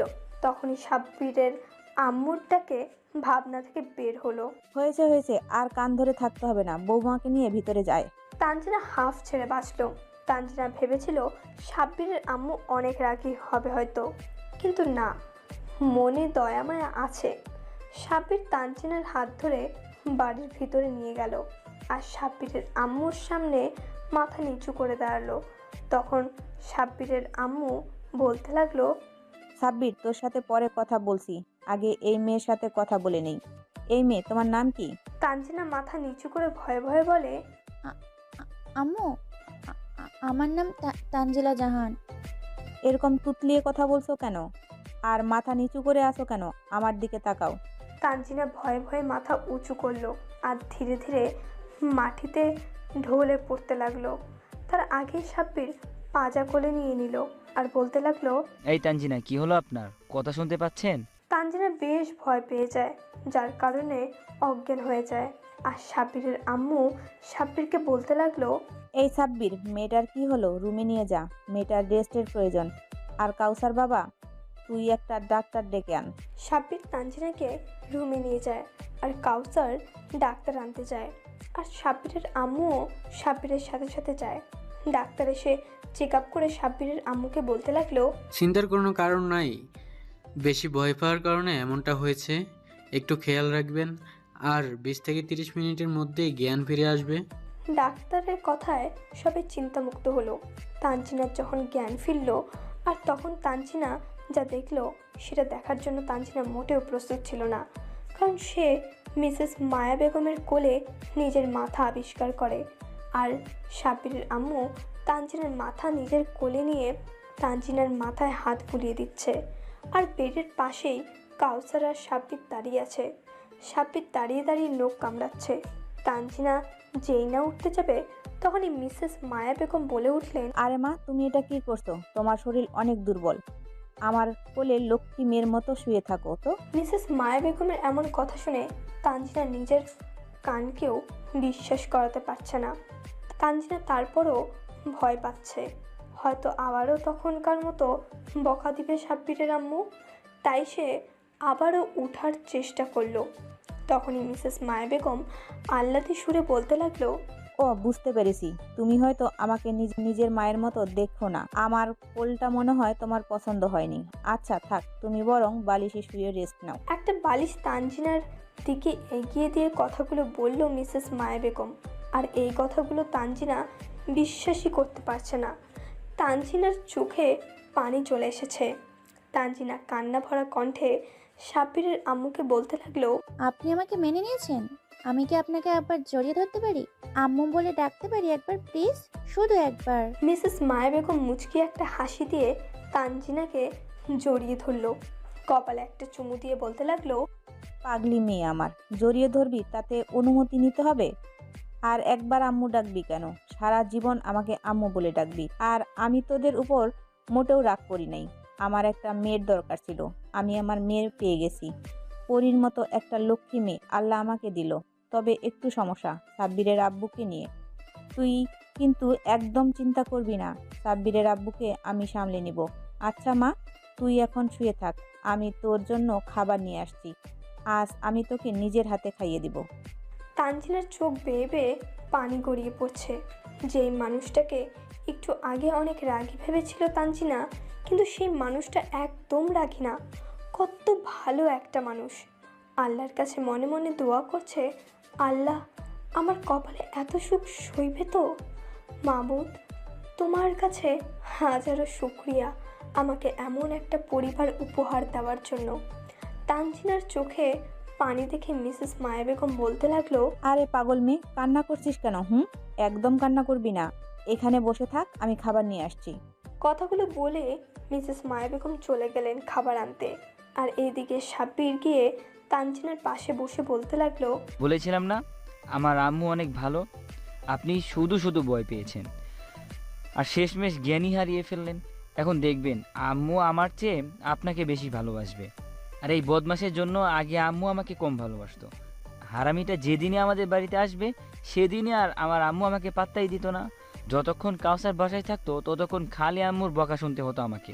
আর এখন তো কোনো কথাই নাই, আপনি তো আছেনই। তানজিনা যেই কিছু একটা বলতে যাবে তখনই মিসেস মায়া বেগম চলে আসলো আর সাব্বিরকে উদ্দেশ্য করে বলতে লাগলো, সাব্বির, তুই আমার মেয়ের কানে কি পোকা ঢুকাচ্ছিস আমার নামে? হ্যাঁ, উঠ এখান থেকে, আমি আমার মেয়েটাকে এখন খাইয়ে দিব। সাব্বিরের আম্মু সাব্বিরকে ধমক দিয়ে বলতে লাগলো, চুপ বদমাস, যা এখান থেকে। নিচে খাবার টেবিলে তোদের খাবার রেখে আসছি। আমাদের মা মেয়েকে একা ছেড়ে দে এখন, আমাদের অনেক কথা বাকি আছে। আমরা মা মেয়ে মিলে এখন অনেক গল্প করব। কি হলো, এখানে দাঁড়িয়ে আছিস কেন? যা। মিসেস মায়া বেগমের ধমক খেয়ে সাব্বির আর কাউসার বের হয়ে গেল। আর সাব্বির বিড়বিড় করতে করতে বলল, হয়েছে এবার, আমার অবস্থা এরা দুজন মিলে টেট করে দিবে। বউটা একটা পুরাই ডাকাত মার্কা, কিছু বললেই ছড়ি দিয়ে ভয় দেখায়। আর ডাকাত মার্কা কি, সে তো ডাকাতেরই মেয়ে, তার শরীরে তো ডাকাতেরই রক্ত বইছে। এইসব কিছু হয়েছে শালা তোর জন্য। কেন রে হারামি? বুঝলাম সব কিছু আমার জন্য হয়েছে, কিন্তু বাসটা কি আমি করছি নাকি তুই করছিস শালা? এর জন্য আমাকে ধন্যবাদ দেওয়া উচিত তোর। যদি একটু ঝামেলা হয়েছে তাও তো একটা বউ পাইছিস হালা। এই বয়সে সবাই ফিডার খায় আর তুই আমার জন্য বউ পাইছস আর বড় বড় কথা বলছিস। আর যদি একটাও কথা বলিস না তাহলে দেখবি অন্য ব্যবস্থা নিব। পরে আর ভাবির সাথে ঘুমাইতেই পারবি না। বউ থাকতেও একে একে থাকতে হবে। ক্ষুদা লাগছে আর বেশি প্যাঁচাল পাড়তে পারবো না। তোর ব্যাপারটা মিটমাট হয়ে গেছে, খেয়ে দিয়ে আমি বাসায় যাব। আম্মু চিন্তা করছে। কাউসারের এমন কথা শুনে সাব্বির একটা ভেটকি দিয়ে বলতে লাগলো, আরে ভাই তুই রাগিস কেন? আমি তো মজা করছিলাম, তার জন্য তুই আমাদের আলাদা করে দিবি? তুই আসলে একটা চিজ ভাই। আচ্ছা তোরও বিয়ের একটা ব্যবস্থা করতেছে, আন্টি কি বলে? এই হারামি, একদম আম্মুর কাছে গিয়ে কিচ্ছু বলবি না। তুই আম্মু কিছু বললেই আম্মু সেটা বিশ্বাস করে নেয়। কেন ভাই, তুই যখন আমার আম্মুর কানে আমার নামে সুনাম খুব বদনাম করো তখন? এরা দুইজন এইরকমই, সব সময় একটা না একটা জিনিস নিয়ে কথা বাড়াবে। কাউসার আর সাব্বির খাওয়া দাওয়া শেষ করে নেয়। কাউসার বিদায় নিয়ে চলে যায় আর সাব্বির নিজের রুমের দিকে যায়। রুমে গিয়ে দেখে তার মা আর তানজিনা গল্প করছে আর হাসাহাসি করছে। সাব্বির গিয়ে তার মায়ের কোলে মাথা রেখে শুয়ে পড়ে আর তিনজন মিলে গল্প করতে থাকে। অনেক সময় গল্প করার পর মিসেস মায়া বেগম তার রুমে চলে যান। আর তখন তানজিনা সাব্বিরকে বলতে লাগলো, সাব্বির, তোমাকে এতগুলো ধন্যবাদ এমন একটা পরিবার উপহার দেওয়ার জন্য। জানো, আমি কখনো মায়ের আদর ভালোবাসা কখনো পাইনি, কিন্তু আজ পেয়েছি। আমার আর কিচ্ছু চাই না, শুধু তোমার বুকে মাথা রেখে সারাটা জীবন কাটিয়ে দিতে চাই আর আম্মুর লক্ষ্যে একটা মেয়ে হয়ে থাকতে চাই। সাব্বির গিয়ে তানজিনার পাশে বসে তানজিনার একটা হাত ধরে বিনয়ের সাথে বলতে লাগলো, আমি জানি আপনি আমার আম্মুর লক্ষ্মী মেয়ে হয়েই থাকবেন, আর আমি কথা দিচ্ছি আপনি যদি আমায় ছেড়ে না যান তাহলে আমার এই জীবন থাকতে একটা আঁচড়ও লাগতে দিব না। তানজিনা সাব্বিরকে জড়িয়ে ধরে বুকে মাথা রেখে বলতে লাগলো, কথা দিচ্ছি, আমার এই জীবনের শেষ নিঃশ্বাস থাকা পর্যন্ত এক সেকেন্ডের জন্য ছেড়ে যাব না। আচ্ছা তানজিনা, আমার শুধু একটাই চিন্তা, বুঝলেন? বাবা মা যদি আপনার আসল পরিচয় জানতে চায় তখন কি করব? আর আম্মু জানলে মেনে নিবে, তবে বাবা যখন জানবে তখন কি হবে? এটা নিয়েই তো আমার চিন্তা হচ্ছে অনেক। সাব্বিরের কথা শুনে তানজিনা ভয় পেয়ে যায়। তানজিনার ভয়ার্ত মুখ দেখে সাব্বির বলে, আরে ধুর, ভয় পাবেন না তো, দেখবেন কিছুই হবে না। আমার আম্মু আছে না, আম্মু সবটা ম্যানেজ করে ফেলবে। তবে আপনাকে আমার আম্মুর কথা মতো চলতে হবে, তাহলে দেখবেন আপনাকে আমার আম্মু কতটা আগলে রাখে। সাব্বিরের কথায় তানজিনা কিছুটা সাহস পায়। তানজিনা সাব্বিরের আম্মুর সব কথা অক্ষরে অক্ষরে পালন করে। আর সাব্বিরের আম্মুও তানজিনাকে তার মেয়ের মতো করেই আগলে রাখে। কেউ দেখে বলতে পারবে না যে এরা বউ আর শাশুড়ি। দেখে মনে হয় এরা মা আর মেয়ে। এভাবেই কাটছিল দিন। আর এইদিকে সাব্বিরের আব্বুরও কাজ শেষের দিকে, খুব তাড়াতাড়ি বাড়ি ফিরে আসবে। এই তো সেদিন ফোনে সাব্বিরের বাবা ফোনে বললেন সে নাকি আর 3 দিন বাদেই বাড়ি ফিরবে। এতে সবাই অনেক চিন্তা করছে আর তানজিনার মুখটা ফ্যাকাশে হয়ে গেছে। তাই সাব্বিরের আম্মু তানজিনাকে সান্ত্বনা দিয়ে বলছে, আরে বোকামে, ভয় পাচ্ছ কেন? আম্মু তো আছেই, তাই না? দেখবে আম্মু সব কিছু ঠিক করে ফেলবে। আর সাব্বিরের আব্বুকে আমি বুঝিয়ে বললেই হবে, একদম চিন্তা করবে না, কেমন? মিসেস মায়া বেগমের কথায় কাজ হলো না। তাই মিসেস মায়া বেগম সাব্বিরকে ডেকে বলল, বিয়ের পর তো তোরা কোথাও ঘুরতে বের হোসনি, আর আজকে মেয়েটার মনটাও খারাপ, হয়তো ভয় পাচ্ছে তোর বাবা আসার কথা শুনে। আমি তো আছি, তোরা কোনো চিন্তা করিস না, আমি সবটা সামলে নিব। এখন মেয়েটাকে নিয়ে বাহির থেকে ঘোরাফেরা করে শপিং করে আয় গিয়ে। মিসেস মায়া বেগমের কথা শুনে সাব্বির তো বেজায় খুশি হয়েছে। তাই মাকে জড়িয়ে ধরে বলতে লাগলো, আমি জানি আম্মু তুমি আমাদের বাঁচাতে পারবে, কারণ বাবা তোমার উপর কথাই বলতে পারে না। আর থ্যাংক ইউ, অনেকগুলা থ্যাংক ইউ। হয়েছে হয়েছে, আর পাম দিতে হবে না, আর বেশি রাত করবি না, তাড়াতাড়ি বাড়ি ফিরবি। মিসেস মায়া বেগম কথাটা বলেই নিজের রুমে চলে গেলেন। আর সাব্বির তানজিনাকে নিয়ে রেডি হয়ে বাইরে চলে গেল। দুজনে একটা পার্কের বেঞ্চে বসে আছে। সাব্বির খেয়াল করে দেখলো তানজিনা কিছু একটা চিন্তা করছে। তাই সাব্বির তানজিনাকে নিজের দিকে ফিরিয়ে হাতের উপরে হাত রেখে বলতে লাগলো, তানজিনা, আপনি এত কিসের চিন্তা করছেন বলুন তো আমায়? তানজিনা সাব্বিরের চোখে চোখ রেখে মলিন কণ্ঠে বলতে লাগলো, সাব্বির, আসলে আমার অনেক ভয় করছে। তোমার বাবা যদি আমাকে বাড়ি থেকে বের করে দেয়? তানজিনার এমন কথা শুনে সাব্বির ভুরু কুচকিয়ে হালকা রাগী সুরে বলতে লাগলো, তানজিনা, আম্মু বলেছে না আম্মু সবটা সামলে নিবে। আপনি এত চিন্তা করছেন কেন? আমার আম্মু যা বলে তাই করে ছাড়ে। বুঝলাম মামনি সবটা সামলে নিবে, কিন্তু যখন তারা আমার আসল পরিচয় জানতে পারবে তখন কি হবে? আর বাবার আসতেও আর বেশি দিন বাকি নেই, আর 3 দিন পরেই বাবা বাড়ি আসছে। আর আমি যতটুকু আন্দাজ করতে পেরেছি বাবা অনেক কঠিন মানুষ, আমাকে মেনে নেবে না। আর যদি আমার আসল পরিচয় জানতে পারে তাহলে তো আরও মেনে নেবে না। তানজিনার কথা শুনে সাব্বির চিন্তায় পড়ে গেল। তানজিনার কথাও ফেলে দেওয়ার মতো না। আসলে সাব্বিরের বাবা বেশ কঠিন একজন মানুষ। সাব্বিরকে চিন্তা করতে দেখে তানজিনা সাব্বিরকে বলে ওঠে, এইভাবে আমি সবাইকে ধোকা দিতে পারবো না। আমি আজই মামনিকে সব সত্যি বলে দিব।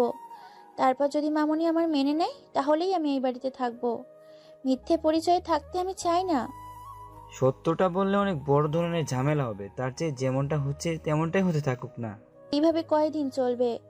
একদিন না একদিন সত্যিটা সামনেই আসবে। তার চেয়ে বলে দেওয়াটাই উচিত মনে করি আমি। আর আমি আজকেই সবটা মামনিকে বলতে চাই। তানজিনা কথাগুলো বলেই বেঞ্চ থেকে উঠে হাঁটা দিল। সাব্বির দৌড়িয়ে, আরে বাবা, বুঝলাম সব বলে দিবেন আম্মুর কাছে, তো এখন কোথায় যাচ্ছেন আপনি? সাব্বিরের এমন কথা শুনে তানজিনা চোখ রাঙানি। জাহান্নামে যাচ্ছি, তুমিও চলো আমার সাথে। আরে ধুর, কি যে বলেন না আপনি, জাহান্নামে কেন যাব? জাহান্নামে না গেলে বাসায় চলো, আমার ঘুরতে একটুও ভালো লাগছে না। আরে বাবা, মাত্রই তো আসলাম, আর এখনই চলে যাব? সাব্বিরের এইরকম কথা শুনে তানজিনা মনে মনে ভাবে, কি রকম ছেলে রে বাবা, একটু আগেই বড়দের মতো জ্ঞান দিচ্ছিল আর এখন এই বাচ্চাদের মতো ব্যবহার করছে। এই ছেলেকে নিয়ে আমি কিভাবে সংসার করব আল্লাহ ভালো জানে। তানজিনা কথাগুলো ভেবে সাব্বিরের হাত ধরে টানতে টানতে রাস্তায় নিয়ে আসলো আর একটা রিক্সা ডেকে রিক্সায় উঠে বসলো। সাব্বিরও বুঝতে পারলো তানজিনার মন মেজাজ ভালো নেই, তাই অগত্যা জোর করলো না। রিক্সায় বসে তানজিনা সাব্বিরের বুকে মাথা, আর সাব্বির তানজিনাকে এক হাত দিয়ে জড়িয়ে ধরে আরেক হাত দিয়ে মাথায় বিলি কাটতে লাগলো। কিছু সময় পর তারা বাসায় চলে আসে আর তানজিনা কিছু না বলে মিসেস মায়া বেগমের রুমের সামনে। মামনি আসবো? মিসেস মায়া বেগম ফোনে কথা বলছিল। তানজিনার কথা শুনে ফোন কেটে দিয়ে তানজিনাকে বলতে লাগলো, সাব্বিরকে সাথে করে নিয়ে আস। তানজিনা গিয়ে সাব্বিরকে ডেকে নিয়ে আসে। কিছুক্ষণ আগেই মিসেস মায়া বেগম কাউসারের সাথে কথা বলছিল, আর তারপর থেকেই মিসেস মায়া বেগম বেশ রেগে আছেন। সাব্বির আর তানজিনা মাথা নিচু করে দাঁড়িয়ে আছে। মিসেস মায়া বেগম সাব্বিরকে ধমক দিয়ে বলতে লাগলো, ছি সাব্বির, আমি এটা ভাবতেও পারছি না তুমি শেষমেশ একটা ডাকাতের মেয়েকে বিয়ে করে বাড়িতে তুলবে। তানজিনা মিসেস মায়া বেগমকে সব কিছু বলার জন্য মুখ খুলল। আসলে মামনি হয়েছে কি? তানজিনাকে থামিয়ে দিয়ে মিসেস মায়া বেগম রাগী কণ্ঠে ধমক দিয়ে বলতে লাগলেন, তুমি চুপ করো, তোমাকে কি আমি কিছু জিজ্ঞাসা করেছি? মিসেস মায়া বেগম কথাগুলো বলছিল, এমন সময় কাউসার কোত্থেকে যেন দৌড়াতে দৌড়াতে এসে হাঁপাতে হাঁপাতে বলতে লাগলো, আসলে আন্টি, ওদের কারোরই কোনো দোষ নেই, সব দোষ আমার। প্লিজ আন্টি, তুমি ওদের কিচ্ছু হলো না। হঠাৎ করে মিসেস মায়া বেগম কাউসারের কাছে গিয়ে সজোরে একটা থাপ্পড় দিয়ে বলতে লাগলো, তুইও কিভাবে এত বড় একটা বিষয় আমার কাছ থেকে লুকালি? আমি তোকে নিজের সন্তানের থেকে কম মনে করিনি। আমি সব সময় ভাবি আমার দুটো ছেলে, একটা সাব্বির আর একটা তুই। তোরা কি মনে করছিস তোরা আমাকে কিছু বলবি না আর আমি কিছুই জানতে পারবো না? শুনে রাখ, সত্য কখনো চাপা থাকে না, একদিন না একদিন সত্যিটা প্রকাশ হবেই। আর আজকে সব কিছু ফাঁস হয়ে গেল। আসলে আন্টি, সব কিছু আমার জন্যই হয়েছে। আমি যদি সাব্বিরকে সেদিন জোর করে না নিয়ে যেতাম তাহলে এত কিছু হতো না। ওদের কিছু না বলে যা শাস্তি দেওয়ার আমাকেই দাও। কাউসারের কথা শুনে মিসেস মায়া বেগম বেডের উপর বসে চোখ বুজে নিলেন। কিছু সময় পর চোখ খুলে বেড থেকে উঠে গিয়ে তানজিনার মুখে হাত দিয়ে মুখটা উঁচু করে কপালে একটা ভালোবাসার পরশ এঁকে দিয়ে বলতে লাগলেন, ভয় পাচ্ছিস তুই? আরে ভয় পাওয়ার কোনো দরকার নেই, আমি আসি তো, দেখবি মামনি সব সামলে নেবে। তোর বাবা তো 2 দিন পরে আসবে, আর তাকে দেখে একদম ভয় পাবি না, শুধু তার সামনে সব সময় চুপচাপ থাকবি, তাহলেই হবে। তানজিনা তার শাশুড়ির কথা শুনে কান্নাটা আর থামিয়ে রাখতে পারল না। তানজিনা মিসেস মায়াকে শক্ত করে জড়িয়ে ধরে হাউমাউ করে কান্না করে দিয়ে বলতে লাগলো, আম্মু, তুমি আসলেই অনেক ভালো। আমি একটা ডাকাত পরিবারের মেয়ে জানা সত্ত্বেও তুমি আমাকে মেনে নিয়েছো। অন্য কেউ হলে তো এতক্ষণ ঘাট ধাক্কা দিয়ে বের করে দিত। দূর পাগলি, সবাই যদি একরকম হতো তাহলে তো পৃথিবীতে বেঁচে থাকাটা অনেক কঠিন হয়ে পড়তো। আর আমিও একটা মেয়ে, আমি বুঝি একটা মেয়ের মনের কথা। আর কোনো চিন্তা করবি না মা, দেখবি সাব্বিরের বাবাকে মামুনি সামলে নিবে। আমি আর তোর বাবা প্রেম করে বিয়ে করেছি এবং কি পালিয়ে বিয়ে করেছি। আজ পর্যন্ত আমি শ্বশুর বাড়ির মুখ দেখতে পারিনি। তোর শ্বশুর আর আমি পালিয়ে বিয়ে করার পর থেকে এখন পর্যন্ত আমাদের মেনে নেয়নি। সেই সময় তোর শ্বশুরের চাকরি ছিল, তাই আমাদের কোনো প্রকার ঝামেলা পড়তে হয়নি। ঠিক তখনই কাউসার গালে হাত দিয়ে গাল ডলতে ডলতে বলতে লাগলো, ওদের যখন মেনেই নিলা তাহলে আমাকে শুধু শুধু এত জোরে থাপ্পড় মারলা কেন? ইস, আমার গালটা মনে হয় একেবারে টমেটো হয়ে গেছে। তুই যদি এমনটা না করতি তাহলে কি জল এত দূর গড়াতো? এখন বুদ্ধি বের কর, তোর আঙ্কেল আসলে কি করা যায়। চারজন মিলে এক এক রকম বুদ্ধি বের করছে, কিন্তু কারোরটা কাজের না, তাই ভাবা বাদ দেওয়াটাই উত্তম মনে করে। আর মিসেস মায়া বেগম সবাইকে যে যার মতো রুমে যেতে বলে। রুমে আসার সময় সাব্বির কাউসারকে টেনে তার রুমে নিয়ে আসে আর কাউসারকে বলতে লাগে, কি রে হারামি, আম্মু সব জানলো কি করে? আর বলিস না, আন্টি আমাকে ফোন দিয়ে তোর শ্বশুর বাড়ির কথা জিজ্ঞেস করেছিল আর বলেছিল আন্টি নাকি তোর শ্বশুর বাড়ি যাবে। পরে আর কি, আন্টি আমার মুখ থেকে সব খুঁচিয়ে বের করলো। তখন পাশ থেকে তানজিনা বলে উঠল, আপনি না বললেও আমি আজ সব সত্য মামুনিকে বলে দিতাম, কারণ মিথ্যে পরিচয়ে থাকার চেয়ে না থাকা অনেক ভালো। আর আমার বাবা ডাকাত না, আমার বাবা একজন সৎ ব্যবসায়ী। আমার বাবা ডাকাতদের কাজ নিয়ে স্বাবলম্বী করে তুলেছে। তারপর থেকেই এলাকার মানুষ আমার বাবার নামে ডাকাত উপাধি দিয়েছে। তানজিনার কথা শুনে কাউসার একটু রেগে গিয়ে বলতে লাগলো, শালা প্রতিবেশীর আসল শত্রু, এদের কথায় কান দিয়ে চলে জীবন শেষ হয়ে যাবে। নিজের বুদ্ধিতে না খেয়ে মরা অনেক ভালো, তারপর প্রতিবেশী এলাকার লোকজনের বুদ্ধিতে চলা যাবে না, আর কখনো চলবেও না। পাশ থেকে সাব্বির বলতে লাগলো, হয়েছে বাপ, আর জ্ঞানী কথা বলা লাগবে না। পরশু বাবা আসতেছে, এখন কি করা যায় তাই বল। কি আর করার, যা হবার তাই হবে। আগে থেকে সত্যটা বলাই ভালো হবে। আর তো শ্বশুর মানে ভাবির বাবা তো আর সত্যি সত্যি ডাকাত না, এলাকার মানুষ নাম পড়াইছে। সব প্যারানাই চিল, চিন্তা বাদ দিয়ে চিল মুড়ে থাক। এই 2 দিন যা হবার আঙ্কেল আসার পর হবে। আচ্ছা তোরা থাক, আমি চাই, আমার একটু কাজ আছে। কথাগুলো বলেই কাউসার সেখান থেকে চলে আসলো আর সিএনজি করে ডিরেক্ট সাব্বিরের শ্বশুর বাড়ির সামনে এসে নামলো। কিছু সময় বাড়ির দিকে উকি ঝুঁকি দিল, কিন্তু যাকে খোঁজার জন্য এসেছে তাকে আর চোখে পড়ল না। হতাশ হয়ে পিছন ফিরে হাঁটা দিল। ঠিক তখনই পিছন থেকে মেয়েলি কণ্ঠে আওয়াজ আসলো, আরে ভাবাও লাভ নেই, এখানে কাউকে কি খুঁজছেন? কাউসারের আর বুঝতে বাকি নেই কে তাকে পিছন থেকে ডাক দিল। কাউসারের হার্ট দ্রুত উঠানামা করছে ইতিমধ্যে। কাউসার পিছনে ফিরে আমতা আমতা করে বলতে লাগলো, ইয়ে মানে না, কাউকে খুঁজি না তো। তাহলে এখানে কি করছিলেন? অনেকক্ষণ ধরেই খেয়াল করছি আপনি শুধু বাড়ির দিকে উকি ঝুঁকি মারছেন, কোনো মতলব আছে মনে হচ্ছে। ঈশিতা কথাগুলো বলছিল আর ঠিক তখনই কাউসার হঠাৎ করে ঈশিতার একটা হাত ধরে টানতে টানতে আড়ালে নিয়ে এসে দেয়ালের সাথে চেপে ধরে ঘোর লাগা চোখে ঈশিতার চোখের দিকে তাকিয়ে ঘোর লাগা কণ্ঠে বলতে লাগলো, হুস, চুপ, আর একটা কথা না। এই মাইয়া, তোর মাঝে কি এমন আছে যে আমার রাতের ঘুম উধাও হয়ে গেছে? কাউসারের এমন চাহনি আর এমন রোম্যান্টিক কথা শুনে ঈশিতা কাউসারের গালে টুপ করে একটা কিস দিয়ে যেই না দৌড় দিবে তখনই কাউসার ওর হাত ধরে ফেলে আর হ্যাচকে টান দিয়ে নিজের সাথে মিশিয়ে নিয়ে বলতে লাগে, আসলেও তোমরা ডাকাত, তোমার বোনও ডাকাত। আমার বন্ধুকে ডাকাতি করে ওর মনটা লুট করে নিয়ে বিয়েটাও করে ফেলেছে, আর তুমি আমার মনটা লুট করার চেষ্টা করছো আর সফলও হয়েছো। ঘুমাইতে গেলে তোমায় দেখি, খাইতে বসলেও তোমায় দেখি, পড়তে বসলে তুমি আমার পাশে বসে থাকো, ওয়াশরুমেও তুমি ডানে তাকালে তুমি, বামে তাকালে তুমি, সামনে তাকালে তুমি, পিছনে তাকালেও যেই দিকে তাকাই সেই দিকে তোমায় দেখতে পাই। উফ, আর পারতেছি না। কাউসারের কথাগুলো শুনে ঈশিতা দুর্বল হয়ে পড়ছে আর আঙ্গুল দিয়ে কাউসারের গালে স্লাইড করতে করতে বলতে লাগলো, আমি কই আপনার মনটা লুট করলাম? আপনি তো তানজিনার বিয়ের দিন আমার মনটাকে ডাকাতি করে নিয়েছেন। অবশেষে কাউসার আর ঈশিতার হিল্লে হয়ে গেল। ওইদিকে সাব্বির আর তানজিনা চিন্তা করতে করতে মরার উপক্রম। তানজিনাকে একটু বেশি চিন্তিত দেখাচ্ছে, তাই সাব্বির তানজিনাকে পিছন থেকে জড়িয়ে ধরে বলতে লাগলো, এত আপসেট হচ্ছেন কেন? চিন্তা করা বাদ দিন তো, এখন একটু আদর করেন তো আমায়। সাব্বিরের কথা শুনে তানজিনা চোখ বড় বড় করে তাকালো। বেশ অবাক হয়েছে তানজিনা, কারণ যেই ছেলে সবসময় তানজিনার কাছ থেকে দূরে দূরে থাকে সেই ছেলেই কিনা এমন একটা কথা বলতে পারলো।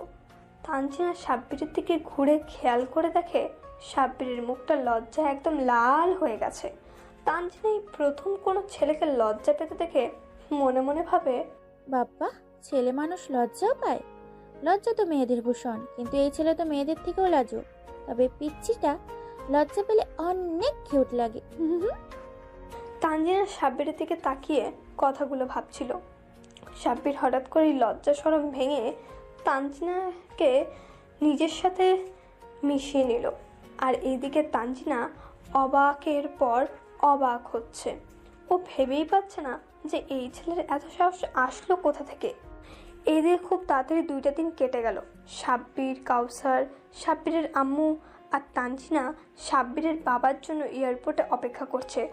তানজিনা আসতে চায়নি, কিন্তু সাব্বিরের আম্মু তানজিনাকে এক প্রকার জোর করে নিয়ে আসছে।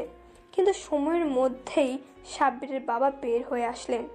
এইদিকে তানজিনা সাব্বিরের বাবাকে দেখে কাঁপাকাঁপি শুরু করে দিয়েছে। সাব্বিরের বাবা তানজিনাকে খেয়াল করে তারপর মিসেস মায়া বেগমের দিকে, তখন মিসেস মায়া বেগম চোখের ইশারায় কিছু একটা বুঝিয়ে দেয়। তারপর সাব্বিরের বাবা মুচকি একটা হাসি দিয়ে তানজিনাকে উদ্দেশ্য করে বলতে লাগলেন, এই মেয়ে এদিকে আসো। এমনিতে তানজিনার অবস্থা খারাপ, আর এখন সাব্বিরের বাবা তাকে ডাকছেন। তানজিনা ভয় পেয়ে হাঁটা চলাই যেন ভুলে গেছে। তখন সাব্বিরের বাবা ধমক দিয়ে বলতে লাগলেন, এই মেয়ে, তোমাকে না আমি ডাকলাম, এখনো ওখানে দাঁড়িয়ে আছো? কথা কি কানে যায় না তোমার? সাব্বিরের বাবার ধমক খেয়ে তানজিনা প্রায় দৌড়িয়ে তার কাছে ছুটে চলে যায়। তখন সাব্বির তানজিনার কাছে এসে কানে কানে বলে, বাবাকে সালাম করুন তানজিনা। সাব্বিরের কথা শুনে তানজিনা তাড়াতাড়ি করে সালাম করতে নেয়, কিন্তু সাব্বিরের বাবা তার আগেই তানজিনাকে থামিয়ে দিয়ে বলতে লাগলেন, আরে মা, তুমি ভয় পাচ্ছ কেন? আমি তোমার বিষয়ে সব জানি। তোমার মামুনি সব বলেছে আমায়। প্রথমে অনেক রাগও হয়েছিল তোমাদের উপর, কিন্তু এতে যদি তোমরা সুখী হও তাতে আমি বাধা হব না। আর তোমার ব্যাপারে যতটুকু শুনে বুঝলাম, তুমি আমার ছেলেটাকে পাগলের মতো ভালোবাসো। তোমরা হাসি খুশি থাকলে আমিও হ্যাপি। তো চলো, বাড়ি চলো, এখানে আর একটা কথা হবে না। তানজিনা শুধু অবাক আর অবাক হচ্ছে এই পরিবারটাকে দেখে। মানুষ এতটাও ভালো হতে পারে? এভাবেই চলছিল সিনিয়র জুনিয়রের সংসার। আর দোয়া করবেন তাদের ভালোবাসাটা যেন আজীবন এইরকমই থাকে। আর হ্যাঁ, গল্পটা কেমন হলো কমেন্ট করে জানান।